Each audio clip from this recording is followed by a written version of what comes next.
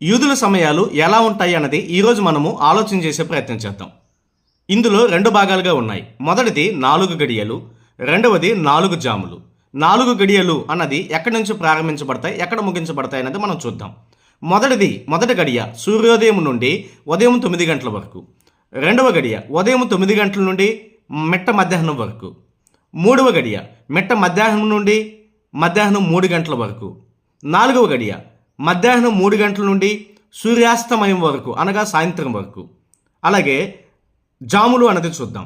మొదటి జాము సూర్యాస్తమయం నుండి రాత్రి 9 గంటల వరకు. రెండవ జాము రాత్రి 9 గంటల నుండి అర్ధరాత్రి వరకు. మూడవ జాము అర్ధరాత్రి నుండి ఉదయం 3 గంటల వరకు. నాలుగవ జాము ఉదయం 3 గంటల నుండి ఉదయం సూర్యోదయం వరకు.